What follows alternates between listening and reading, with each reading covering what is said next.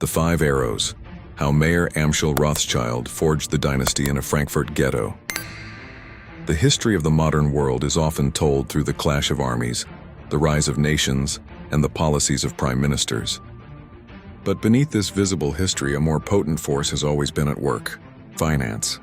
And for 2 centuries, one name has dominated that invisible realm, a name synonymous with unimaginable wealth, strategic genius, and enduring controversy: Rothschild. The family became the architects of global capital, the bankrollers of empires, and the silent partners in the rise of industrial civilization. To understand how they achieved this unparalleled power, we must start not in the opulent palaces of London or Paris, but in the restrictive, claustrophobic environment of the Jewish ghetto in 18th century Frankfurt. The dynasty was founded by Mayor Amschel Rothschild, 1744-1812. Life in the Frankfurt Ghetto was defined by intense legal restrictions, including curfews and limits on the number of families allowed to live there. Mayer was not born into wealth. His early life was spent navigating poverty and pervasive anti-Semitism. Yet this constrained environment fostered the very qualities that would lead to his success: discipline, discretion, and an unparalleled talent for currency exchange and rare coin trading. Mayer's breakthrough came through a pivotal connection with Prince William IX of Hesse-Kassel, one of the wealthiest nobles in Europe, who inherited a vast fortune. Mayer began as an agent who supplied the prince with rare coins, but his reliability and discretion soon earned him a far more crucial role: managing the prince's fortune. When Napoleon's armies swept across Europe, forcing Prince William into exile, Mayor Amschel was tasked with safeguarding a staggering sum of money, an act of trust that became the foundation of the family's future power. Instead of merely holding the money, Mayer utilized his knowledge of European markets and his expanding network of agents to invest the funds, turning the prince's crisis into an enormous opportunity. This move taught Mayer the most critical lesson of his career: money is not wealth, trust and information are wealth. Mayer's true genius, however, was in institutionalizing his personal success into a dynastic structure designed for perpetual global dominance. Knowing that political fragmentation was key to maintaining financial advantage, he famously dispatched his 5 sons, the Five Arrows, to establish independent, powerful banking houses in the 5 major financial capitals of Europe. 1. Amschel Mayer remained in Frankfurt. 2. Salomon Mayer went to Vienna. 3. Nathan Mayer went to London. 4. Karl Mayer went to Naples. 5. James Mayer went to Paris. This strategic move was revolutionary. No banking family had ever simultaneously established 5 international houses under the same ownership. The sons operated as a single, coordinated financial unit, sharing capital, risk, and most importantly, information. This unique transnational structure allowed them to bypass political borders and national loyalties, giving them financial leverage over entire nations. By operating across the continent, they could transfer funds instantaneously, finance wars on both sides of a conflict, and essentially make themselves too critical to fail. The Rothschild system was born in the shadows of the ghetto, but its scope was the world. The Waterloo Coup, how Nathan Rothschild won the Battle of Britain's markets. The foundation laid by Mayor Amschel in the Frankfurt Ghetto was brilliant, but the true establishment of the Rothschild financial legend, and the source of their enduring, controversial mythos, was forged on the field of the Battle of Waterloo in June 1815. It was here that Nathan Mayer Rothschild, the son operating out of London, demonstrated the dynasty's greatest asset: a communications network and a willingness to leverage exclusive information with ruthless efficiency. In 1815, Europe held its breath as Napoleon Bonaparte staged his dramatic return, threatening the stability of every monarchy. Britain's financial future was intrinsically tied to the outcome of the battle between the Duke of Wellington and Napoleon. If Napoleon won, British government bonds known as consols would plummet in value, potentially bankrupting the treasury. If Wellington won, the consols would skyrocket. The difference between victory and defeat represented the largest financial gamble in European history. Nathan Rothschild understood that conventional military victory was meaningless without immediate financial control. While the Duke of Wellington employed the fastest British military couriers to send official reports back to London, Nathan had invested years in establishing his own private, clandestine network of agents, spies, and fast-sailing pigeon messengers across the English Channel and the continent. This network was entirely dedicated to one goal: achieving intelligence hours or even a full day ahead of the British government. On the evening of June 18, 1815, Rothschild's private agent was present on the outskirts of Waterloo. He received immediate confirmed news of Napoleon's crushing defeat before the official news could travel. Nathan received this information in London's financial district, the Royal Exchange, the very next morning, well before any government official. The next few hours became legendary. Instead of rushing to buy consols, which would signal British victory and raise the price, Nathan walked onto the floor of the exchange and began selling his bonds heavily. Other major traders, seeing Nathan Rothschild, the most successful financier in London, liquidating his position, concluded that Napoleon must have won. Panic ensued. The entire exchange followed Nathan's lead, dumping their consols. The price of the British national debt plummeted to rock bottom. While the market was in a state of terror, Nathan's discreet agents quietly purchased every single console bond they could afford through proxies at the lowest possible price. When the official delayed courier arrived hours later, confirming Wellington's triumph, the market instantly reversed. The price of the consoles exploded. In a matter of hours, Nathan Rothschild multiplied his family's already vast fortune many times over, effectively seizing control of the British national debt and making the Rothschild family the indispensable financiers of the British Empire for the next century. This was not just a clever trade. It was a demonstration of a dynasty that possessed better intelligence than the nations it served, positioning them as the secret, necessary counterpower to every throne in Europe.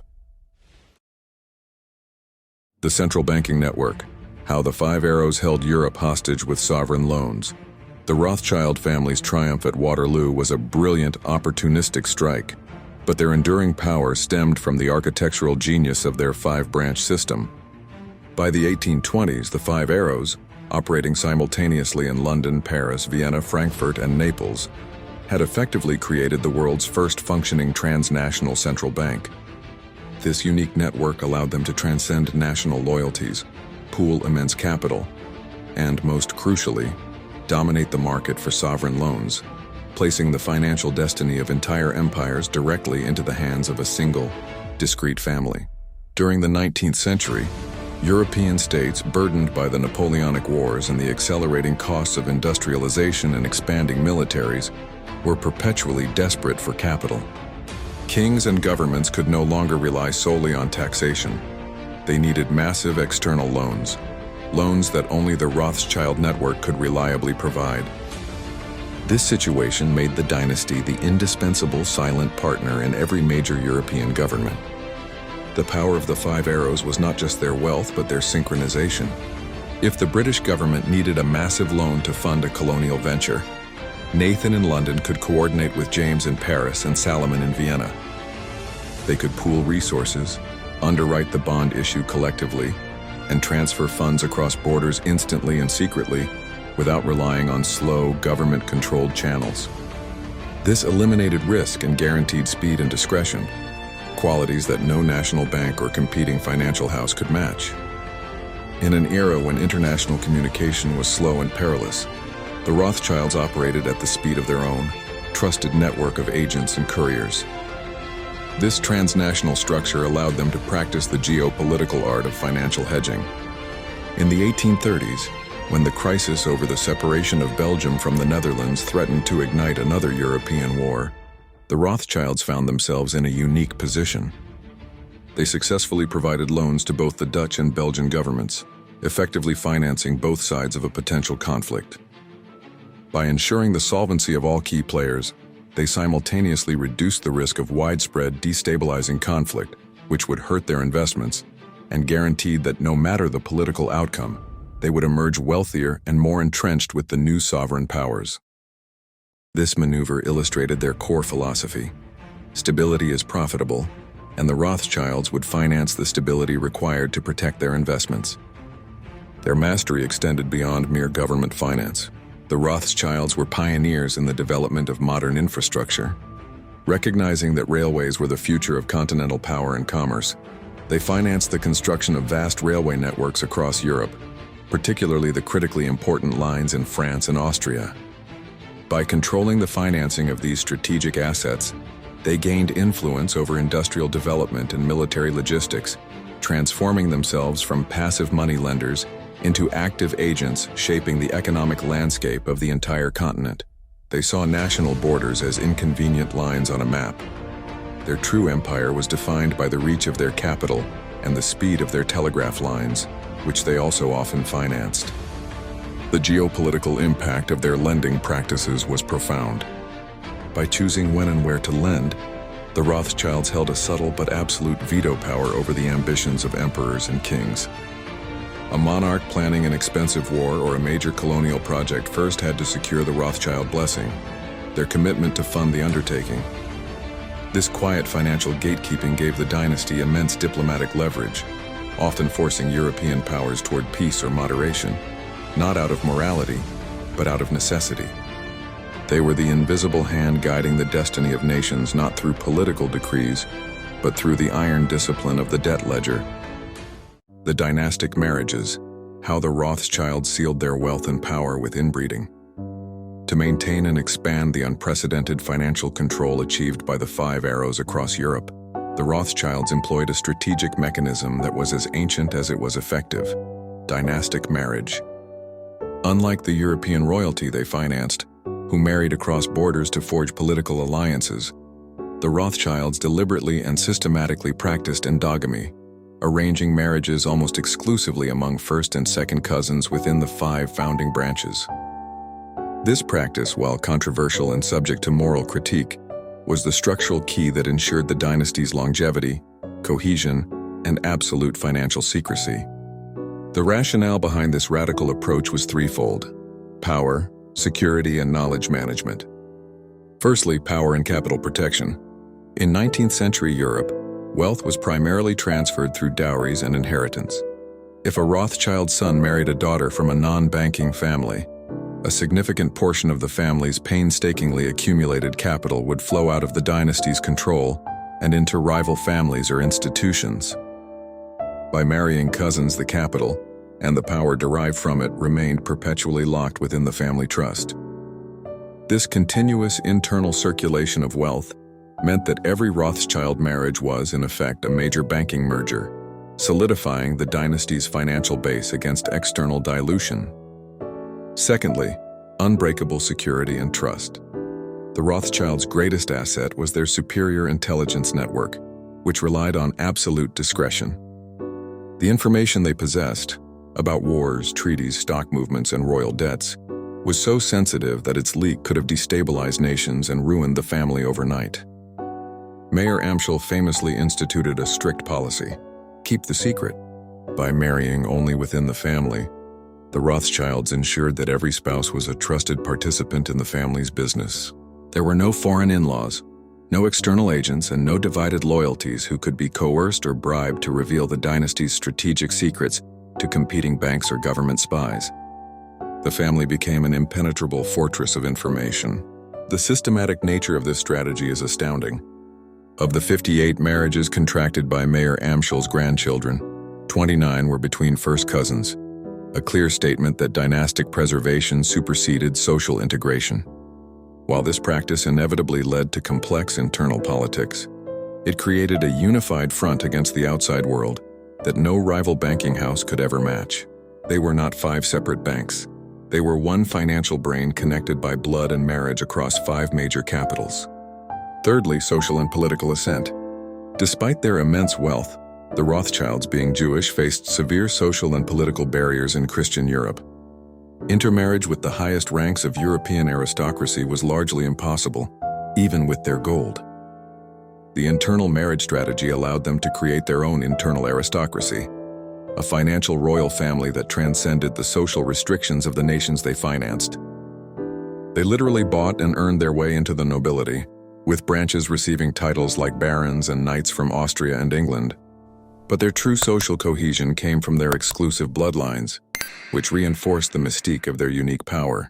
This strategy, codified in Mayor Amschel's will and enforced for generations, was fiercely successful in achieving its goal. Financial longevity. The Rothschild dynasty proved that control over capital, when fortified by absolute family unity and discretion, was the most powerful engine for shaping geopolitical reality. They became, in essence, an independent, transnational government whose primary goal was the preservation and increase of its own fiscal power, making them truly the quiet builders and manipulators of the modern world order. The question for observers was always, who controls more power, the crowned king or the man who finances his crown? The Rothschilds' marriage strategy ensured the answer was often the latter. The Suez Coup, the Rothschilds as the silent architects of the British Empire. By the second half of the 19th century, the British Empire was at its zenith, yet its stability and expansion were secretly contingent upon the financial backing and strategic insight of the Rothschild family. The dynasty transitioned from merely financing wars to actively underwriting the crucial infrastructure of global imperialism. No single event illustrates this partnership more clearly than the clandestine, lightning-fast financing of Britain's acquisition of the Suez Canal shares in 1875, a transaction that redefined the geopolitical map and solidified the family's image as the silent partners of the crown. The Suez Canal, opened in 1869, was not just a shipping shortcut. It was the jugular vein of the British Empire, dramatically shortening the route to India and the strategic East. The canal was originally owned primarily by French interests and the debt-ridden Khedive of Egypt, Ismail Pasha. When Khedive Ismail, drowning in debt, secretly put his 44% share of the canal company up for sale, the news reached British Prime Minister Benjamin Disraeli. Disraeli instantly recognized the strategic imperative. Britain had to control the canal to protect its trade routes and its imperial hold on India, but the negotiations were complex, and the required sum, £4 million sterling, was colossal for the time and needed to be raised and transferred with impossible speed and absolute secrecy. Disraeli knew that the British Parliament would never approve such an expenditure fast enough. The process would take weeks, and France was already maneuvering to buy the shares itself. In a moment of high geopolitical crisis, Disraeli bypassed all official government channels and went directly to his confidant, Baron Lionel de Rothschild, the powerful head of the London branch. The meeting was a legend in itself. Disraeli presented the urgent need, and Baron Lionel, without consulting partners or demanding formalized documentation, famously replied, "What is your security, Mr. Prime Minister?" Disraeli could only offer the word of the British government. Lionel's reply was curt and instantly iconic. "You shall have it." The entire massive sum of $4 million, worth hundreds of millions in modern currency, was raised by the Rothschild Bank within 3 days. The transaction was executed with a speed and secrecy that no other institution in the world could have achieved, demonstrating the unmatched liquidity, trust, and discretion of the Rothschild network. The funds were advanced to the British government immediately, allowing Disraeli to secure the shares before France or any other rival power could react. The Suez Canal acquisition was not just a banking transaction. It was a demonstration of a power structure where private capital could move faster and more decisively than public governance. The British government became, for a brief, critical moment, reliant on a private Jewish banking family to execute its most crucial imperial strategy. The Rothschilds received no collateral beyond the government's word, showing that they valued their political influence and partnership with the British Empire far more than mere profit from the loan. By controlling the financing of the Suez Canal, the Rothschilds essentially co-architected the safety and efficiency of the British Empire's global shipping network. They became the silent, indispensable partners in imperialism, subtly shifting the balance of global power and ensuring that the financial arteries of the world flowed precisely where they deemed necessary. This transaction cemented their legacy not just as bankers, but as masters of geopolitical strategy, proving that in the 19th century, the greatest empires did not run on armies alone, but on the gold supplied by the Five Arrows. The American bet, the Rothschilds' hidden hand in the U.S. Civil War and the transatlantic economy. While the Rothschild dynasty established its core power base across the 5 capitals of Europe, their influence did not stop at the Atlantic. The family played a profound, often obscured role in the financial infrastructure of the United States, particularly during its most challenging period, the American Civil War, 1861–1865. The saga of the Rothschilds in America is a complex one, marked by strategic alliances, critical financial decisions, and the careful manipulation of the burgeoning transatlantic economy. The relationship between the Rothschilds and the young American Republic was initially cautious. The family had previously maintained a distance from American sovereign debt, viewing the fledgling republic as financially volatile compared to the established monarchies of Europe. However, as the 19th century progressed, the massive growth of American agriculture and crucially the boom in cotton and railroads made the U.S. too critical to ignore. The London and Paris branches established key agents and partners to manage their vast investments in American infrastructure and commodities. The outbreak of the Civil War presented the Rothschilds with their greatest transatlantic challenge and opportunity. The conflict split the American financial landscape, offering different investment risks and rewards. Officially, the London branch maintained a position of neutrality, but their financial actions spoke louder than political declarations. The Confederacy desperately sought European recognition and, more importantly, loans to finance its war effort. The key commodity the South offered as collateral was cotton, the lifeblood of the European textile industry. While some Confederate bonds were issued through competing European houses, the Rothschilds strategically provided the decisive financial support to the Union, the North. The North, needing vast amounts of gold to stabilize its currency and pay for industrialized warfare, relied heavily on international capital markets. By underwriting key Union bond issues and ensuring the flow of gold reserves, the Rothschilds played a critical role in financing the Union's long, grinding victory. This calculated bet on the industrialized, financially sound North, rather than the commodity-dependent, politically precarious South, was a geopolitical masterstroke that proved their prescient ability to predict the ultimate victor. The Rothschilds also exerted immense influence through their direct control over the transatlantic gold trade. Gold transfers were essential for international payments, and their network, which spanned from New York to London and Frankfurt, gave them unparalleled control over the movement of specie. This control allowed them to stabilize or destabilize currency markets at will, effectively providing a financial lifeline to the Union that the Confederacy could never break. Beyond the war, the Rothschild legacy in the U.S. is visible in the massive railway expansion. The family, particularly through their European houses, poured vast amounts of capital into American railroads. By financing these crucial arteries of commerce, the very infrastructure that unified the vast American interior, the Rothschilds became silent partners in the transformation of the United States from a regional power into a global industrial giant. They were not American patriots, nor were they Southern sympathizers.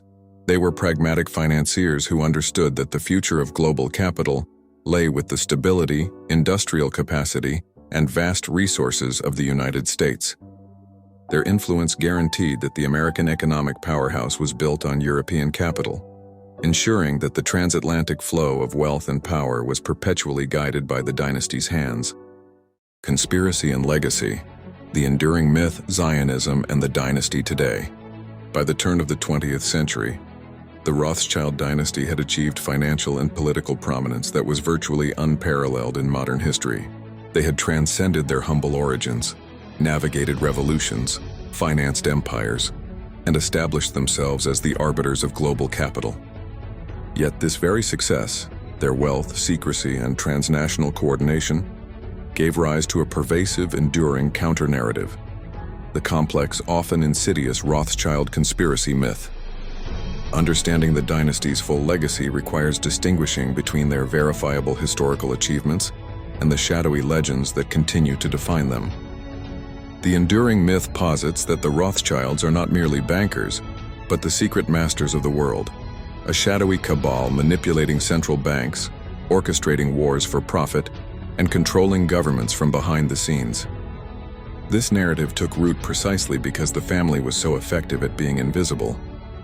Their strategic endogamy, their unparalleled private intelligence network, and their practice of financing both sides of conflicts, as seen in the Belgian crisis, made them the perfect, powerful target for populist resentment and xenophobic narratives. They became the embodiment of anonymous, stateless financial power, a convenient, invisible enemy upon which societies could project their fears about globalism and economic instability. While these conspiracy theories are widely debunked by serious historians, their persistence speaks volumes about the dynasty's historical impact. They were the first family whose financial decisions truly impacted the entire globe. Beyond the conspiracies, the family played a unique and critical role in modern political history: their support for Zionism. Baron Edmund James de Rothschild of the French branch became the most significant early patron of the Zionist movement. He poured vast amounts of his personal wealth into funding Jewish settlements in Palestine, supporting early agricultural projects, and subsidizing the infrastructure needed for a nascent state. While the dynasty had previously avoided overt political nationalism, Edmund's passion and massive financial commitment were crucial to the survival and early success of the Zionist enterprise, effectively making the Rothschild name synonymous with the establishment of modern Israel. This political engagement demonstrated a willingness to utilize their immense wealth not just for profit, but for ideological and historical ends, a move that permanently etched their name into the geopolitical landscape of the Middle East. The legacy of the Rothschild dynasty today is marked by a deliberate retreat from the limelight. The historical banking houses have undergone restructuring, nationalization, and privatization, and the family is now involved in a broader portfolio of ventures, including energy, wine, and philanthropy. They are no longer the single visible financial behemoth that dominated the 19th century sovereign loan market. However, their influence remains profound. The very structure of international finance, the concepts of syndicated loans, and the efficiency of global capital movement were all pioneered by the Five Arrows. The Rothschild dynasty proves that the true levers of history are often hidden, operating not through the drama of parliaments or battlefields, but through the disciplined, quiet flow of capital. Mayor Amschel's vision to create an unbreakable, transnational, and indispensable financial empire was tragically and brilliantly successful. They were the men who did not merely observe history, they financed it, steered it, and ultimately built the foundations of the interconnected, globalized financial world we inhabit today.